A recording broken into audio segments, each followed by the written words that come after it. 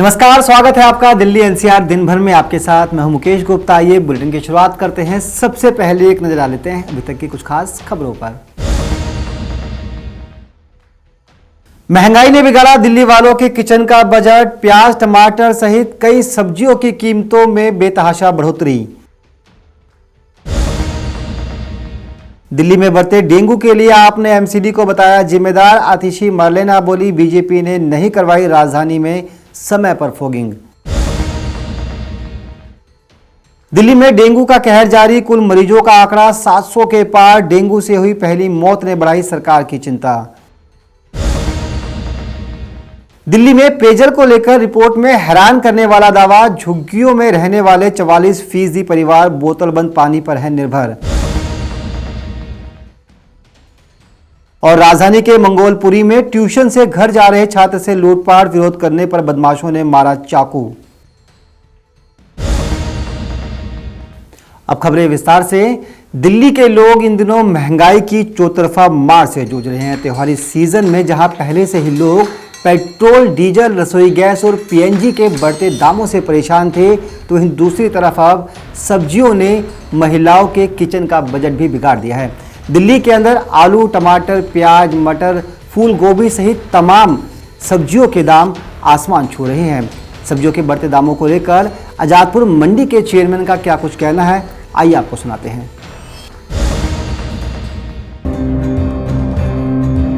Petrol, diesel, CNG, PNG के बाद आम जनता को खाने पीने के सामान के दामों में भी भारी इजाफा देखने को मिल रहा है। यूं तो सरकार ने खाने पीने की चीजों की कीमतों को काबू में रखने के लिए कई कदम उठाए हैं, लेकिन इसके बावजूद हाल के दिनों में इनकी कीमतों में तेजी आई है। प्याज और टमाटर की कीमत में भारी इजाफा हुआ है। सरकारी आंकड़ों की माने तो प्याज की कीमत 39 रुपए प्रति किलो पहुँच गयी है, जो पिछले महीने 28 रुपए थी। एक साल पहले ये 46 रुपए प्रति किलो थी। सब्जियों के दाम बढ़ने को लेकर आजादपुर मंडी के अध्यक्ष का क्या कहना है, चलिए सुनाते हैं। देखिए, सब्जियों के रेट बढ़ने के दो मुख्य कारण हैं। एक जो सबसे बड़ा कारण है वो जो देश में डीजल के रेट लगातार बार बार बढ़ रहे हैं, उससे सब्जियों के रेट पर लगभग 15 से 20% की वृद्धि हुई है। दूसरा, बारिश के समय में हमेशा बारिश के बाद, बरसात के बाद सब्जियों के रेट थोड़ा बढ़ते हैं, पर इस साल थोड़ा सा संकट दूसरे तरीके का है। इस वर्ष डीजल के रेट बहुत ज़्यादा बढ़े हुए हैं, जिसकी वजह से लोगों की जेब भारी हो रही है। लोगों को सब्जियों को खरीदने में दिक्कत हो रही है। लेकिन बात करें कि कोई स्टॉक कर रहा है जिसकी वजह से रेट बढ़ते हैं। रेट बढ़ने की वजह क्या है कि फसल खराब हो गई है या क्या? टमाटर, क्योंकि टमाटर जो है लगातार रेट बढ़ रहे हैं। टमाटर, देखिए, टमाटर को कोई स्टॉक नहीं कर सकता। टमाटर हाईली पेरिशेबल आइटम है, तो टमाटर का रेट बढ़ने का जो मुख्य कारण है वो दो ही है। एक तो जो डीजल के रेट अनाप शनाप बढ़ रहे हैं, और दूसरा बारिश की वजह से थोड़ी फसल भी खराब हुई है। क्योंकि आज आजादपुर मार्केट के चेयरमैन हैं, क्या दिल्ली सरकार कोई सहायता कर रही है इसको लेकर? कोई सब्सिडी या कोई बातचीत हुई आपकी सरकार के साथ? देखिए, हम केंद्र सरकार से अपील कर रहे हैं कि वो डीजल के रेट को कम करे। सब्जियों के दामों में लगातार तेजी देखी जा रही है। इसका पहला और बड़ा कारण डीजल के दामों में इजाफे के कारण देखने को मिल रहा है। डीजल के दाम बढ़ने से ट्रांसपोर्ट का खर्चा बढ़ जाता है, और इन दिनों सब्जियों के दाम बढ़ने के कारण है। इसके साथ ही बारिश भी एक कारण हो सकता है, जिसके कारण सब्जियों के दाम बढ़ गए हैं। बारिश के कारण सब्जियों को नुकसान पहुंचा है, जिसके चलते भी दामों में इजाफा हुआ है। दिल्ली से नवोदय टाइम्स के लिए कमल कंसल की रिपोर्ट। दिल्ली में डेंगू के केस लगातार बढ़ रहे हैं। इसको लेकर अब आम आदमी पार्टी ने दिल्ली एमसीडी में शासित बीजेपी सरकार पर हमला बोलना शुरू कर दिया है। आप नेता आतिशी मार्लेना का कहना है कि एमसीडी ने समय पर दिल्ली में फॉगिंग नहीं करवाई, जिस वजह से दिल्ली के अंदर मच्छर पनप रहे हैं। इसका खामियाजा दिल्ली के आम लोगों को भुगतना पड़ रहा है। आज दिल्ली वालों की जान पे बनाई है। क्यों? क्योंकि भाजपा शासित एमसीडी, जिसकी जिम्मेदारी है डीएमसी एक्ट के तहत एमसीडी की एक ऑब्लिगेटरी रिस्पॉन्सिबिलिटी है, दिल्ली में जो भी बीमारियां होती हैं जैसे मलेरिया, डेंगू, उनकी प्रिवेंशन एमसीडी की जिम्मेदारी है। लेकिन एमसीडी ने अपनी जिम्मेदारी से हाथ धो दिया है। एमसीडी ने दिल्ली में डेंगू को रोकने के लिए एक भी कदम समय से नहीं उठाया है और उसका खामियाजा आज दिल्ली वालों को भुगतना पड़ रहा है। आज दिल्ली देख रही है कि रोज डेंगू के केस बढ़ते जा रहे हैं, लेकिन मेरा भाजपा से सवाल है कि एमसीडी डेंगू के केस रोकने के बारे में क्या कर रही है। एमसीडी की जिम्मेदारी है कि वो घर घर जाके, डोर टू डोर जाके, उनके ब्रीडिंग चेकर्स की टीम घर घर जाके देख के आए कि किसी भी घर में पानी इकट्ठा तो नहीं हो रहा है, कहीं पे मच्छर तो नहीं हो रहे हैं, और अगर हो रहे हैं उस पानी को खाली करवाना, वहां पर दवाई डालना, तेल डालना, ये एमसीडी की जिम्मेदारी होती है। मुझे आज कोई भी ऐसा व्यक्ति बता दे जिनके घर में इस सीजन में एमसीडी वाले आए हैं मच्छरों की चेकिंग करने के लिए, आपको एक भी ऐसा इंसान नहीं मिलेगा। एमसीडी की दूसरी जिम्मेदारी है कि दिल्ली के हर कॉलोनी में, हर इलाके में फॉगिंग करने की, जिससे अगर मच्छर कहीं पनप भी जाए तो वो मच्छर फॉगिंग के द्वारा मार दिए जाएं। लेकिन आज के दिन में ना के बराबर फॉगिंग पूरी दिल्ली में हो रही है। ये दोनों एक्टिविटीज करने के लिए एमसीडी में एक पूरा विभाग है, एक एंटी मलेरिया डिपार्टमेंट है जिसमें कई लेवल के ऑफिसर्स होते हैं। उस एंटी मलेरिया डिपार्टमेंट को एक मेडिकल हेल्थ ऑफिसर हेड करता है, उसके नीचे एंटी मलेरिया ऑफिसर्स होते हैं, फिर सीनियर मलेरिया ऑफिसर्स होते हैं और फिर डोमेस्टिक ब्रीडिंग चेकर्स होते हैं। हर वार्ड में 10 से 15 डोमेस्टिक ब्रीडिंग चेकर्स होना एमसीडी में अनिवार्य है। लेकिन एमसीडी में भाजपा ने जितना मिस गवर्नेंस किया है, जितना भ्रष्टाचार किया है, आज एमसीडी का ये हाल है कि तकरीबन जो एंटी मलेरिया डिपार्टमेंट है उसमें 70% से ज्यादा वैकेंसीज हैं। आज उस एंटी मलेरिया डिपार्टमेंट में लोग ही नहीं हैं जो जाके एमसीडी के इस जिम्मेदारी को निभा सके और दिल्ली वालों को डेंगू से बचा सके। दूसरी बात, अगर दिल्ली को डेंगू से बचाना है तो हर वार्ड में कम से कम एक फॉगिंग मशीन की आवश्यकता है। लेकिन आज किसी भी एमसीडी में जितने वार्ड्स हैं उतनी फॉगिंग मशीन्स नहीं है। एमसीडी ये जवाब दे, तीनों भाजपा शासित एमसीडीज ये जवाब दे कि उनके हर वार्ड में फॉगिंग मशीन क्यों नहीं है। कहां है फॉगिंग मशीन्स? जो पैसा बजट में एलोकेट किया जाता है फॉगिंग मशीन्स के लिए, वो पैसा कहां गया?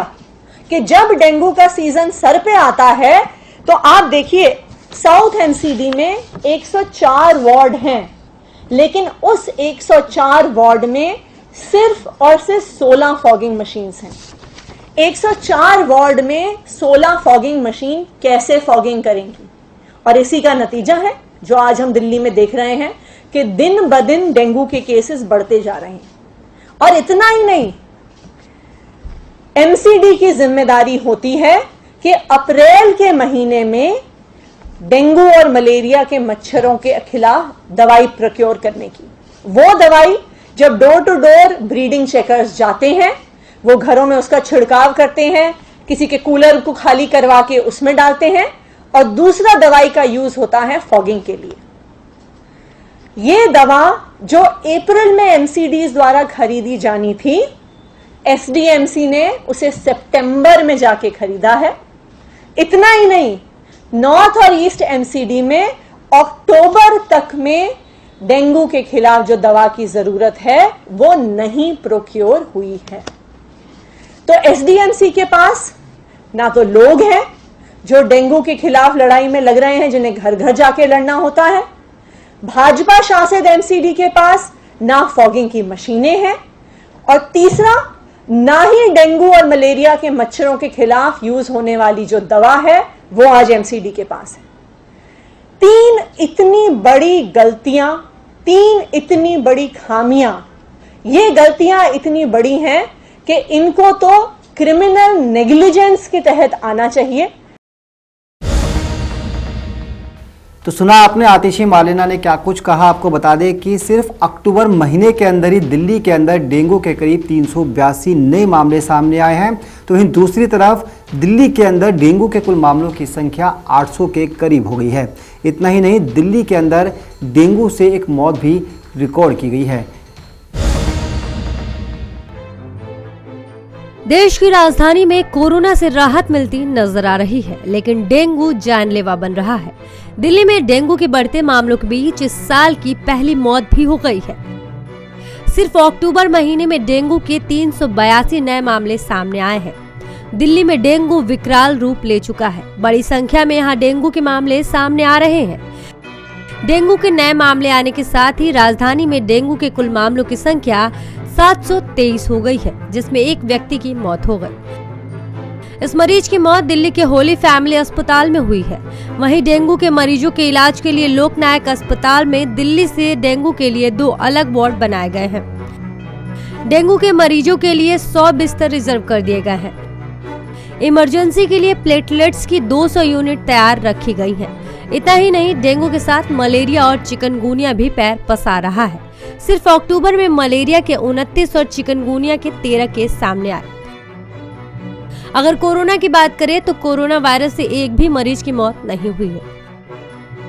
दिल्ली में अब तक 25,089 लोगों की जान संक्रमण की वजह से हो चुकी है। पिछले 24 घंटे में संक्रमण के 32 नए केस दर्ज किए गए। कोरोना संक्रमण दर 0.07% हो गई है।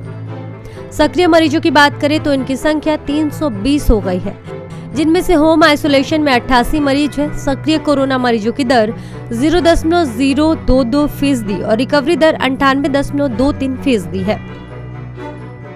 ब्यूरो रिपोर्ट, नवोदय टाइम्स, नई दिल्ली।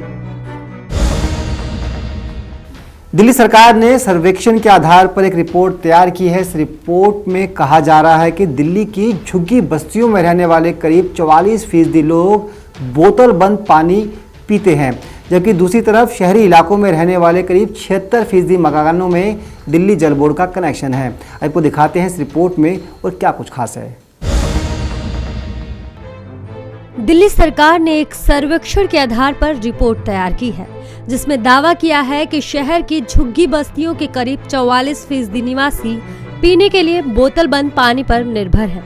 वहीं शहर के करीबन 76% मकानों में पाइप वाले पानी का कनेक्शन है। रिपोर्ट की माने तो शहर के 71% मकान पाइप वाली सीवर कनेक्शन से जुड़े हैं, जबकि 28.5% सेप्टिक टैंक से। दिल्ली सरकार के अर्थशास्त्र और सांख्यिकी निदेशालय द्वारा किए गए पेयजल स्वच्छता और आवासीय अवस्था संबंधी 76वें वार्षिक सर्वेक्षण में नमूनों के आधार पर यह रिपोर्ट तैयार की गई। अधिकारियों की माने तो पहले दिल्ली विधानसभा चुनाव 2020 और फिर कोविड-19 महामारी के कारण इस रिपोर्ट में देरी हुई है। रिपोर्ट के मुताबिक 76% मकानों में पानी का कनेक्शन है, 7.5% मकानों में ट्यूबवेल का उपयोग होता है और 7% बोतल बंद पानी का उपयोग कर रहे हैं। वहीं 3.8% सार्वजनिक नल और 3.3% पानी के टैंकरों पर निर्भर है। 2012 से 18 के बीच पेयजल के लिए बोतल बंद पानी का उपयोग करने वाले परिवारों की संख्या 2 गुनी हुई है। सर्वेक्षण के मुताबिक झुग्गी बस्तियों में करीब 44% परिवार पीने के लिए बोतल बंद पानी का इस्तेमाल करते हैं। ब्यूरो रिपोर्ट, नवोदय टाइम्स, नई दिल्ली।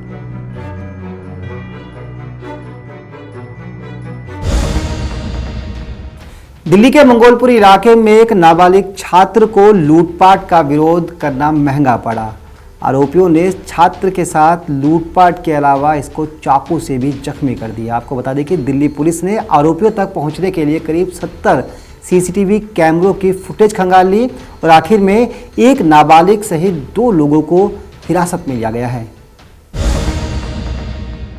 देश की राजधानी दिल्ली के मंगोलपुरी में एक छात्र को लूट का विरोध करने पर चाकू मारकर लहूलुहान कर दिया गया। इस मामले में पुलिस ने करीबन 70 सीसीटीवी फुटेज की जांच करने के बाद एक नाबालिग सहित 2 आरोपियों को गिरफ्तार किया है।